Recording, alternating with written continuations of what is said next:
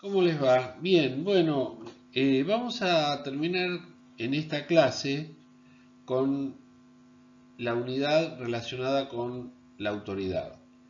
Y vamos a tomar a una autora muy importante que se llama Hannah Arendt.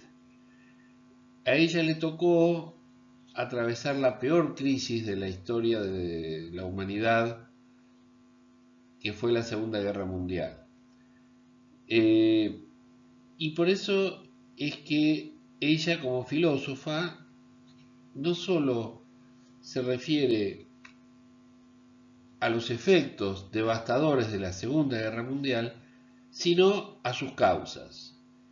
Y buena parte de sus causas tiene que ver con el totalitarismo, es decir, con el ejercicio abusivo, desmadrado de la autoridad. Por eso es tan importante este artículo como para cerrar el tema y marcar algunas de las inconsistencias del planteo de Hannah Arendt, porque no deja de ser profundo, no deja de ser interesante lo que ella propone, pero tenemos que ver que lo que ella propone a 50, 60 años de escrito ese artículo, yo creo que el artículo fue escrito en los años 50, 60 años por lo menos, se hace muy difícil, de verdad que se hace muy difícil eh, no ver, aceptar en todo caso, las contradicciones que entraña este planteo.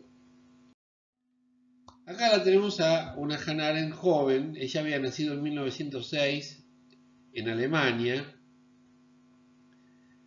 emigra luego a Francia por la persecución que sufrían los judíos en el régimen nazi, y luego en 1941 logra un salvoconducto y radicarse en Estados Unidos, donde enseñó en diversas universidades hasta la fecha de su muerte, que ocurrió en 1975. Ella también fue corresponsal de uno de los periódicos más importantes de Estados Unidos, que es el New York Times, y siguió los juicios de Jerusalén contra jerarcas nazis que habían sometido a buena parte, o mejor dicho, al pueblo judío, al pueblo israelí que vivía en aquella época en Alemania y en Polonia y en el centro de Europa. Ella escribe La crisis en la educación como ejercicio de reflexión política. Ella no es una educadora y por eso es que aporta desde la mirada política una inquietante forma de considerar a la educación. Inquietante porque justamente, ustedes conocen el dicho, ¿no? Zapatero a tus zapatos. Si vos te dedicas a la política, podés hablar de lo que quieras, pero con educación tenés que tener cierta experiencia. Y si vos encima estás afuera del círculo de la educación, afuera de las aulas, afuera del sistema educativo, se hace muy difícil sostener ideas, digamos, consistentes. Veamos cómo funciona esto. Fíjense este cuadro, muy interesante. Ella dice que estamos siempre en la bisagra entre el pasado y el futuro. Y que el pensamiento es una especie de consecuencia de la incertidumbre que produce el futuro y de la nostalgia, de la melancolía, de la sensación de pérdida que produce el pasado. Ustedes saben, la gente grande tiende a pensar que en el pasado vivía mejor y que el futuro será todavía más negro de lo que fue el pasado. Bueno, Es verdad que necesitamos tener una disciplina intelectual, disciplina no en el sentido que cuestiona Foucault, quiero decir, no disciplina en el sentido de exigencia, sino disciplina en el sentido de, bueno, evitemos la emotividad en el pensamiento y vayamos a las emociones sin sensibilidad, sin sensiblerías. Dicho de otra forma, es cierto que el futuro es incierto, es cierto que el futuro puede ser sombrío, es cierto que del pasado tenemos mejores recuerdos, o en todo caso, son más gratos los recuerdos del pasado que las angustias del futuro. A eso me refiero con evitar la sensibilidad. Y por eso es que este planteo que hace Hannah Arendt está bien desde el punto de vista político. Vamos a ver que falla desde el punto de vista de la política educativa. Ella dice, toda crisis es, sin duda, apertura y oportunidad, porque nada fue perfecto en el pasado y todo es perfectible hacia el futuro. Por eso es que hay que evitar la sensiblería. Hay que saber qué cosas pueden estar dañando nuestra imagen del futuro para intentar modificar las cosas que vienen del pasado y que pueden afectar el porvenir. El pensamiento no trata de ofrecer una solución a la crisis ni de cerrar la brecha. La brecha entre la angustia del futuro y la melancolía, la nostalgia del pasado, tiene que ser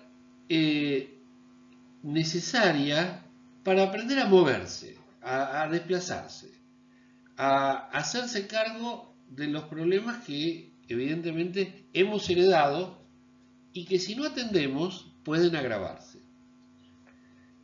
El problema de la verdad permanece en estado latente.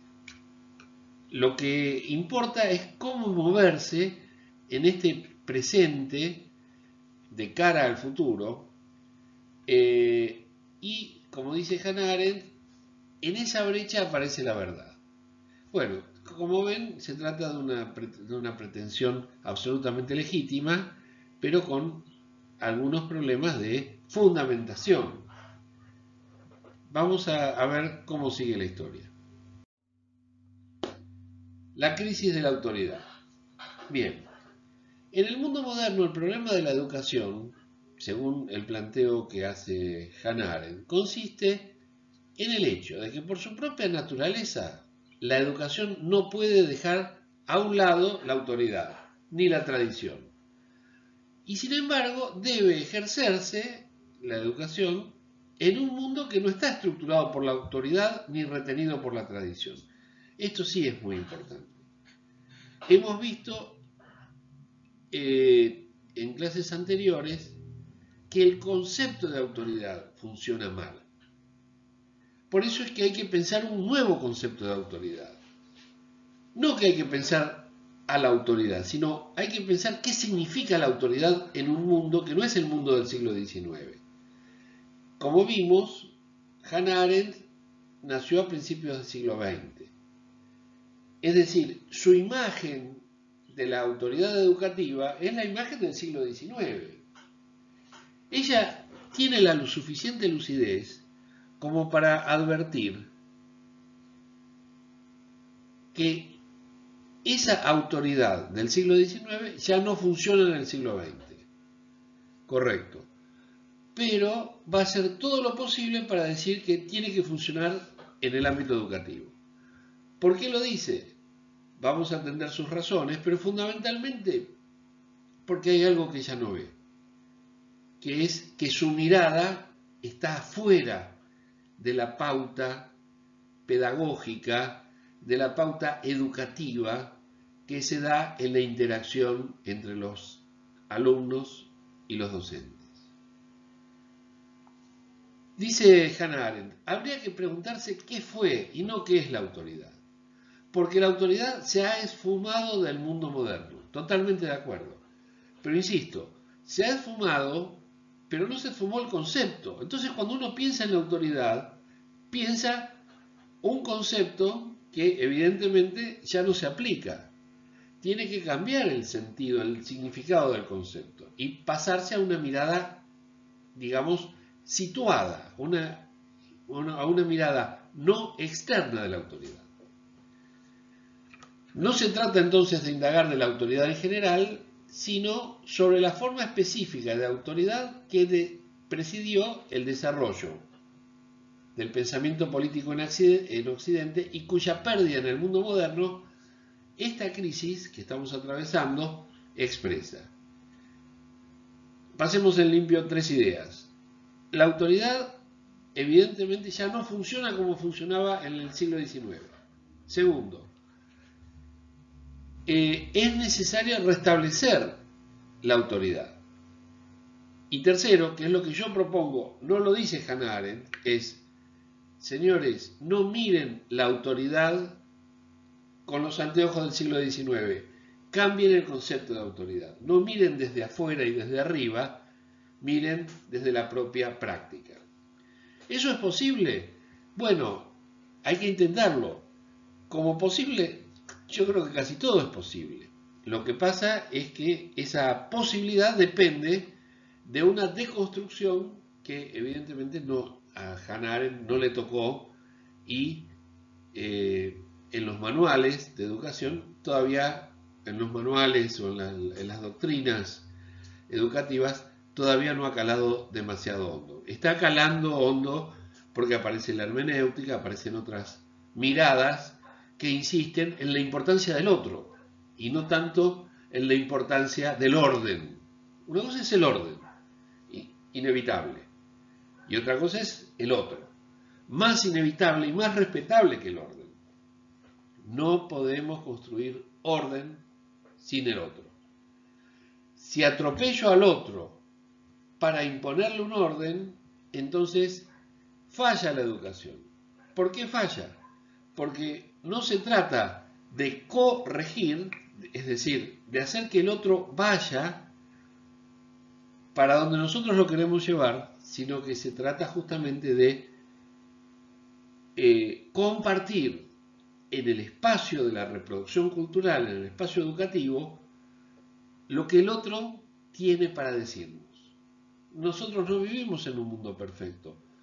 ¿Por qué imponerle entonces a la fuerza este mundo que sabemos que no es perfecto a quien a lo mejor tiene, por su sensibilidad, por su falta de contaminación, por su intuición, por su libertad, por su desprejuicio, por lo que sea, tiene a lo mejor una mirada que puede conducir no al que lo corrige, no al que lo conduce, sino que puede conducir justamente, lo dije mal, que puede conducir al que pretende ser el conductor.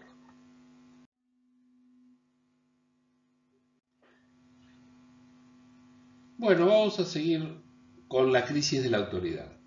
Veamos este diagrama que tenemos acá entre, por un lado, las pasiones y la violencia y por otro lado, las leyes y la razón. Hay un viejo dilema en la teoría política según el cual uno debería elegir entre ser gobernado por los hombres o ser gobernado por las leyes.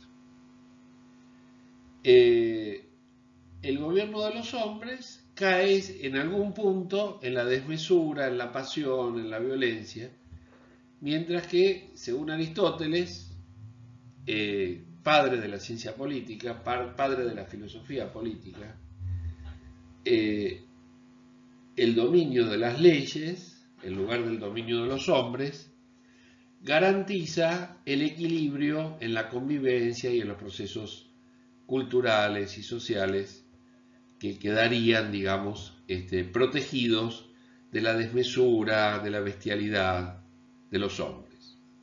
Claro, en los papeles uno puede pretender una sociedad absolutamente equilibrada, pero la realidad es que las leyes son marcos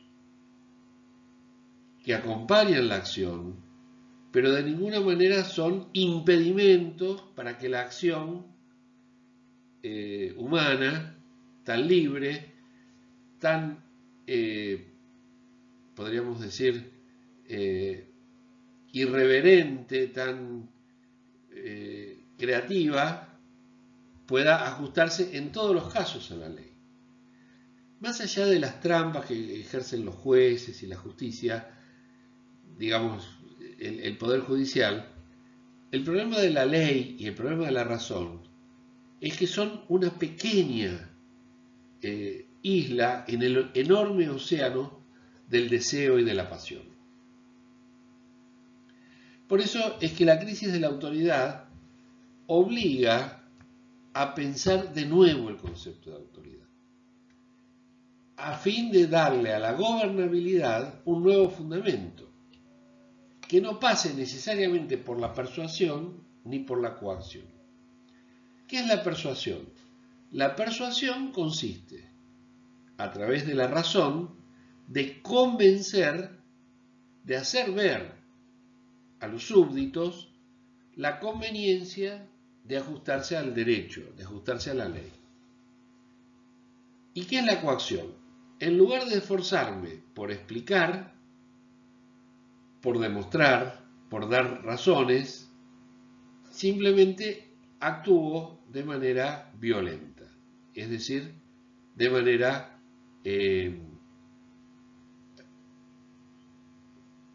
a través de la fuerza. La autoridad aparece entonces como una suerte de solución de compromiso que encubre y revela la brecha entre las leyes por un lado y las leyes y la razón por un lado y las pasiones por otro, y que es imposible unir para hacer una mezcla impura, porque el poder político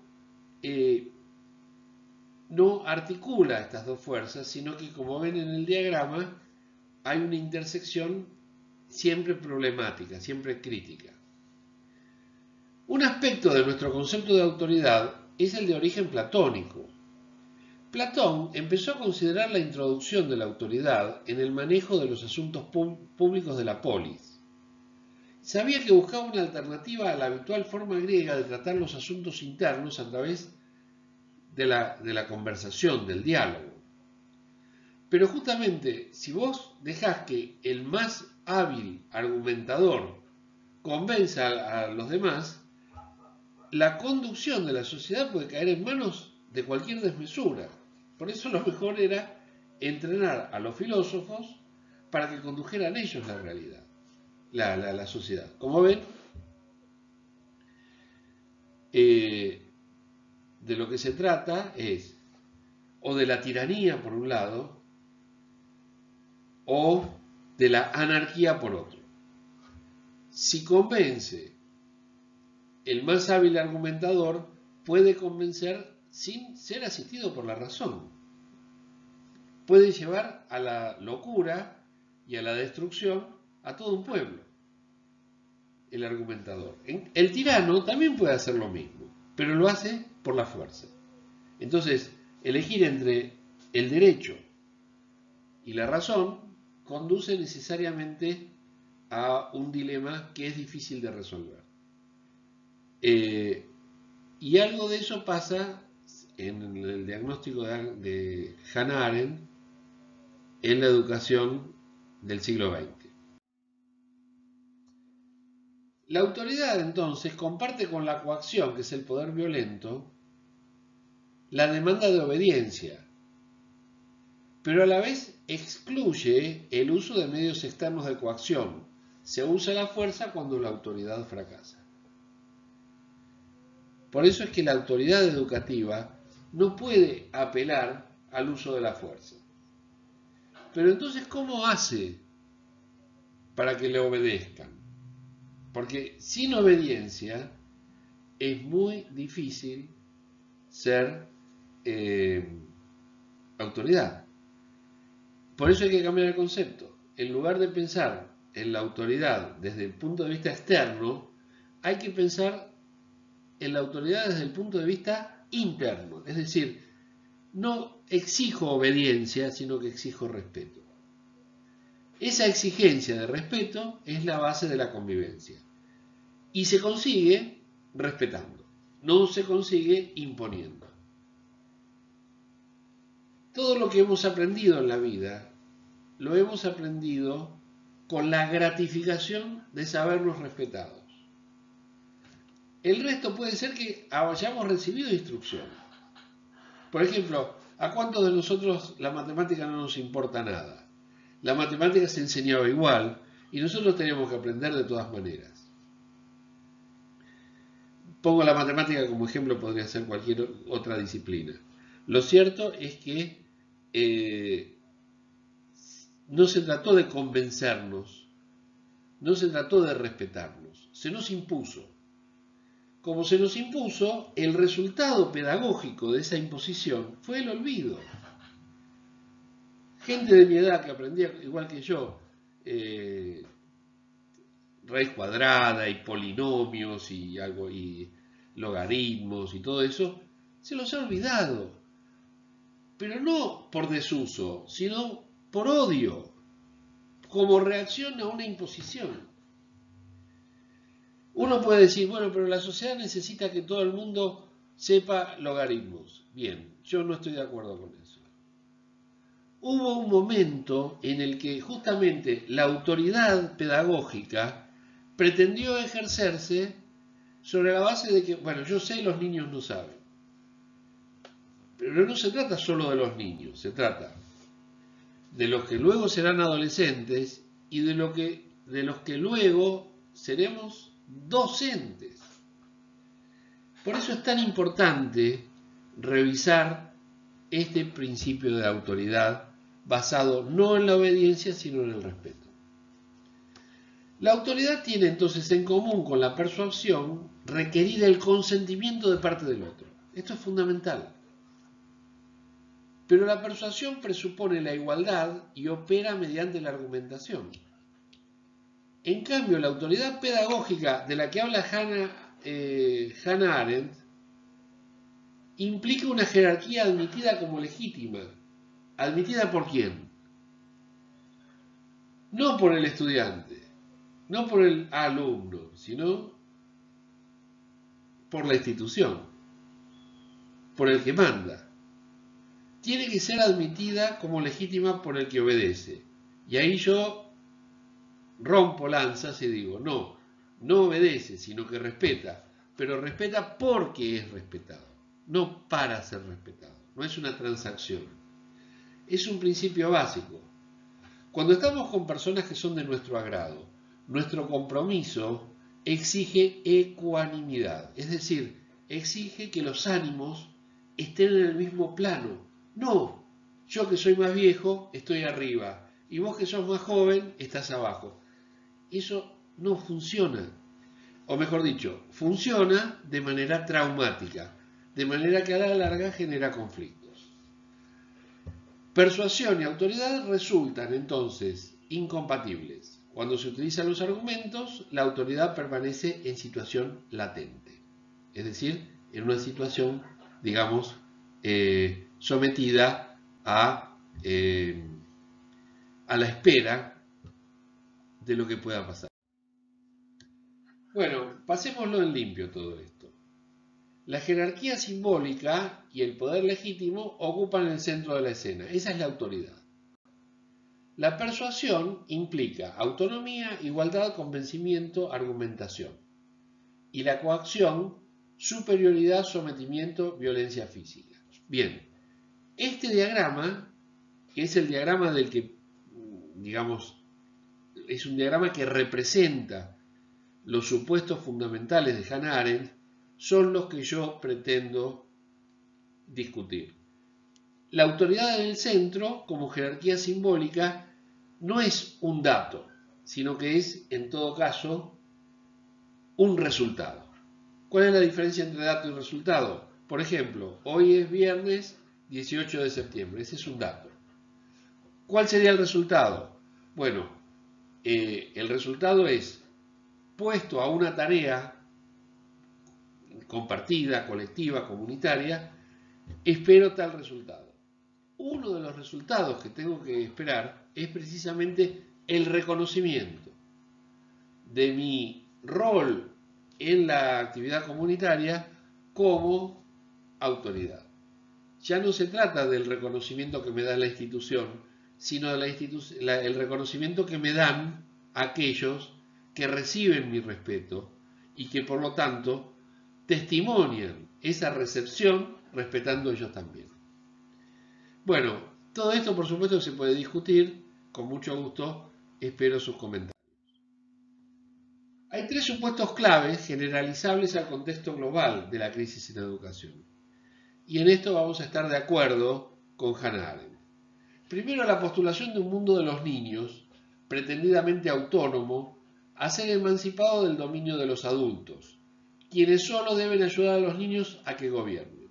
Bueno, esto pudo haber sido cierto en Estados Unidos y probablemente lo siga siendo en algunos imaginarios educativos, como vimos en el video de la semana anterior. La promoción de una pedagogía libre de contenidos, es decir, enseñar menos contenidos y más exigir al docente en formación métodos de enseñanza. No se le enseña tanto al docente el contenido de la enseñanza, sino la forma en que debe conducir su tarea de enseñanza. Bueno, fíjense que este problema se supera porque las fuentes de conocimiento hoy son mucho más diversificadas, mucho más amplias de lo que eran hace 60 años. Entonces, esto no sería una crisis, porque cualquiera de nosotros puede acceder a la información necesaria de una manera más o menos, digamos, no para toda la humanidad, pero sí para grandes sectores de la sociedad, de una manera más o menos sencilla. Todos tienen celular, o la gran mayoría tienen celular y tiene conectividad, y puede utilizar esta tecnología para generar contenidos. No para generarlos, sino para acceder a ellos y procesarlos. Y otra de las raíces de la crisis es que en lugar de conocimiento, digamos, duro, conceptual, hay un conocimiento de saberes, de juegos, de habilidades, de espontaneísmo, etc. Bien, no comparto en el siglo XXI que esto sea un problema, es todo lo contrario. ¿Por qué? Porque Hannah Arendt, que había nacido a principios del siglo XX, desarrolló, a pesar del totalitarismo de la Segunda Guerra Mundial, desarrolló una profesión que prácticamente era la misma desde hacía un siglo antes de su nacimiento y hasta pocos años después de su muerte en los años 70 del siglo XX. Hoy de verdad no sabemos cómo va a ser la sociedad de los próximos 15 años, no digamos de los próximos 100 años. Un chico que hoy ingresa al colegio, a la escuela, digamos en educación inicial, dentro de 15 años, cuando termine el ciclo de los 12 de primaria, secundaria y educación inicial, ¿con qué mundo se va a encontrar? Pensemos 15 años atrás. Esta clase que estamos haciendo de manera virtual hubiera sido imposible. ¿Por qué? Porque en el 2005 solo el 20% de la población tenía internet en casa. No había cámaras, no había banda ancha que posibilitara la captura de imágenes y el procesamiento de las imágenes que nosotros hoy tenemos. Fíjense cómo ha cambiado también la idea de natalidad y la idea de la esencia de la educación. Ustedes me dirán, ¿por qué muestra esto o por qué da todos estos temas que son objeto de tanta crítica? Porque esto es lo que todavía se enseña y esto es lo que no debería enseñarse más, o por lo menos se enseña como lo intento enseñar yo, de manera crítica. Tal vez no tengamos respuestas, pero estas tienen que ser denunciadas como respuestas fallidas, como respuestas inconsistentes. La esencia de la educación es la natalidad que remite a los nacimientos, pero no como un simple dato biológico, sino en su calidad de acontecimiento, de irrupción de lo nuevo y de lo vivo en el mundo humano en el orden de las generaciones. Ruptura, discontinuidad y a la vez inscripción en un orden preestablecido. Es la inscripción simbólica de un sujeto. Hannah Arendt va a decir, es la responsabilidad de los mayores cuidar a los niños de sí mismos. La natalidad es inseparable de la idea de la acción humana como elemento renovador del mundo. El hecho de que el hombre sea capaz de acción significa que cabe esperarse de él lo inesperado, la irrupción de lo insólito, que es capaz de realizar lo que es infinitamente improbable. Entonces hay dos actitudes conservadoras, una en lo político y otra en lo educativo. Primero, esa decisión que hace Hannah Arendt estaba bien en esa época, porque se consideraba que la educación era un laboratorio, donde había que procesar, así como vos tenés en un lugar luminoso y húmedo de tu casa almácigos de tomate, de acelga, etcétera, que vas a plantar cuando pasen las heladas, así pasa con los niños, o así pasaba en el imaginario educativo. Los preservamos de los procesos reales, les enseñamos cualquier cosa de historia, cualquier cosa de matemáticas, para que puedan entender. Porque cuando sean grandes van a poder descubrir cómo es el mundo. Bueno, esta actitud conservadora en lo educativo es necesaria, va a decir Hannah Arendt, para proteger al niño del mundo y proteger al mundo de la irrupción de los recién llegados. ¿Qué les parece? Bueno, me gustaría recibir sus comentarios. No quiero seguir bajando línea, quiero simplemente indicar a dónde vamos. La natalidad expresa, entonces, la esencia de la educación, entendida en un doble movimiento de conservación del legado cultural y de conservación de lo nuevo y revolucionario del niño. Hay que cuidar al niño frente al mundo y hay que cuidar al mundo frente al niño. ¿A ustedes les parece que los niños pueden dañar al mundo? ¿Y no les parece que el mundo puede dañar a los niños? Lo dejo como inquietud, para que ustedes vean que la defensa de una actitud conservadora en la educación conduce necesariamente a aumentar la crisis y no a resolverla. Y estas son las dificultades de la mirada externa. Termina diciendo Hannah Arendt, por el bien de lo que hay de nuevo y revolucionario en cada niño, la educación ha de ser conservadora. Tiene que preservar ese elemento nuevo e introducirlo como novedad en un mundo viejo. El elemento nuevo es el niño. El mundo viejo es el mundo de los adultos. Por muy revolucionarias que sean las acciones del niño, las acciones del mundo, siempre es anticuado y está cerca de la ruina desde el punto de vista de la última generación. Bueno, véanlo tranquilo este video, lo pueden editar, pueden sacar mi voz y con eso ir lentamente generando su propia opinión. Les dejo